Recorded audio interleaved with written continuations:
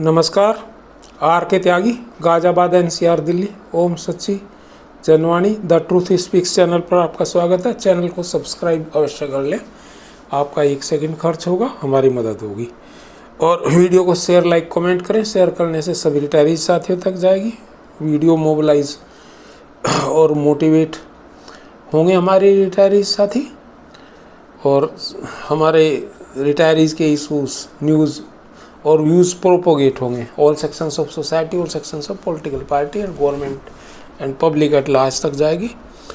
और आइए शुरू करते हैं। प्रधानमंत्री श्री नरेंद्र मोदी को मोदी 3 गवर्नमेंट में जो शपथ लिए, उसके बाद हम उनको एक पत्र लिखा और मेल किया हमारे साथियों ने भी, और उसी संदर्भ में हम उनको कह रहे हैं। हमारे वीडियो को से भी हम अपील करते हैं। श्री नरेंद्र मोदी जी, माननीय प्रधानमंत्री जी, भारत सरकार, नई दिल्ली। आदरणीय प्रधानमंत्री जी, सादर प्रणाम।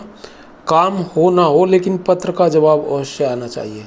हमने उनसे रिक्वेस्ट इस प्रकार की है। आपका ऑफिस जनता का ऑफिस बन जाए तो हो सकता है कि आपको भेजे मेल, पोस्ट कार्ड, अंतर्देशीय पत्रों, लिफाफों का संज्ञान लिया जाने लगे। ये हमने इसलिए कहा कि हम बहुत लेटर और मेल उनको करते रहते हैं, फाइनेंस मिनिस्टर को भी, प्राइम मिनिस्टर को भी, और दूसरे लोगों को भी, प्रभावशाली ministers, HM, defence minister, DFS, IBA chairman और दूसरे लोगों को। तो उस संदर्भ में हमने इनको भेजा, इनके पद की, चूँकि इनके पास अब पेंशन डिपार्टमेंट भी है। फिलहाल आपको और आपके मंत्रियों को भेजे हमारे हज़ारों मेल मिले होंगे, लेकिन कभी किसी ने कोई ना जवाब दिया और ना बताया कि मेल मिला है। केवल एक स्मृति ईरानी जी को भेजे मेल एक्नॉलेज होते रहे हैं, जबकि उन्हें केवल सूचनार्थ भेजा जाता रहा है। और उन्होंने एक बार मुझे लिखा था कि भाई मैं तो आपके मेरे डिपार्टमेंट से आपका कोई ये काम नहीं है, आप संबंधित डिपार्टमेंट को भेजें। अंतर मंत्रालय संबंध ठीक नहीं दिखते। किसी समस्या को लेकर संबंधित मंत्री से कार्रवाई न होने की दिशा में लोग अन्य वरिष्ठ मंत्रियों को पत्र लिखते हैं, लेकिन वे भी संबंधित मंत्री का ध्यान आकर्षित नहीं करते। संभवतः ऐसा करना हस्तक्षेप होता हो, यह ठीक नहीं है। जवाबदेही तो पूरे सभी मंत्रिमंडल के सदस्यों की है कि जन समस्याओं का निराकरण तो सभी की जिम्मेदारी है। विभागीय मंत्रियों से अपेक्षित कार्रवाई का न होने या कोई उत्तर न आने से लोग आपको मेल भेजते रहे हैं। आपके पोर्टल पर की गई शिकायतों का निस्तारण बेहद अफसोसजनक रहा है। यह समस्या टालू तंत्र बन गया है।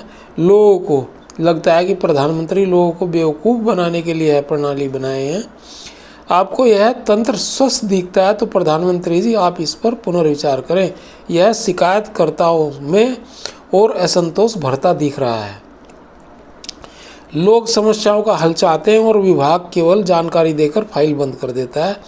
संसद में भी गलत प्रश्नोत्तर देते देखा गया है। चूँकि प्रश्न पार्टी सांसद ने उठाया, इसलिए उसका प्रतिवाद करना उचित नहीं समझा गया। लोग पार्टी का ख्याल रखते हैं और इस तरह संसद को गुमराह भी किया गया है। यह मेल भेज रहा हूँ, और जन शिकायतों को लेकर जो आपने तंत्र स्थापित किया उसमें मानवीय स्पर्श नहीं है, संवेदनाएं नहीं हैं। तंत्र रोबोट की तरह व्यवहार करता दिखता है। ऐसा नहीं है कि मंत्रीगण हमेशा पॉलिसी फार्मुलेशन में ही इतने व्यस्त रहते हों कि जन समस्याओं को देखने का उनके पास समय ना हो, और उन्हें जन समस्याओं को पहले देखना चाहिए। और सही बात तो यह है कि रोबोट की तरह भी काम नहीं करते हैं ये तो मेल गई और उसे कूड़ेदान में चली गई, वो लेटर गया कूड़ेदान में चला गया। हम पिछले 8-10 साल से लेटर लिख रहे हैं, इनको मेल लिख रहे हैं। अगर मंत्रीगण बहुत व्यस्त हैं तो कुछ लोगों को और रख लीजिए, ताकि लोगों की समस्याओं का संज्ञान लिया जा सके, पत्रों का जवाब दिया जा सके। आम वरिष्ठ नागरिकों और पेंशन भोगियों को सबसे अधिक कठिनाइयों का सामना करना पड़ रहा है, और उनके लिए स्थितियां लगातार बिगड़ती जा रही हैं। उन्हें नज़रअंदाज करना रोज़मर्रा की बात हो रही है।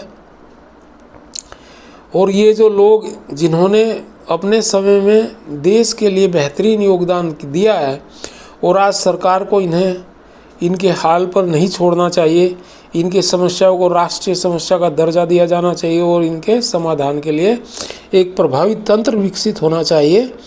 उन्हें अपने अधिकारों और विशेषाधिकारों के लिए दर दर ठोकरें खाने के लिए कतई नहीं छोड़ा जा सकता, जैसा कि आजकल पिछले अनेकों साल से हो रहा है।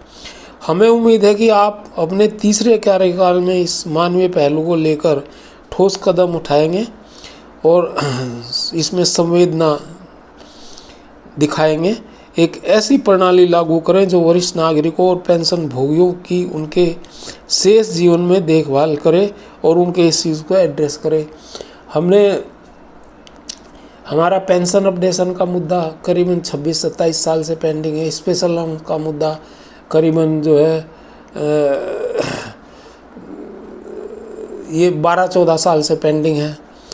ग्रेजुएटी रिकैलकुलेशन का मुद्दा पेंडिंग है बहुत सालों से, वो भी। और हमारा हेल्थ इंश्योरेंस का मुद्दा पेंडिंग है, कम्यूटेशन का मुद्दा पेंडिंग है, और डाइवोर्स्ड, अनमैरिड और विडो डॉटर को होल लाइफ पेंशन का मुद्दा पेंडिंग है।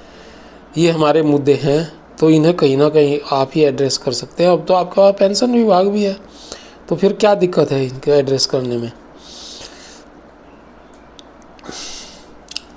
नमस्कार, भारत माता की जय, वंदे मातरम, ओम नमः शिवाय।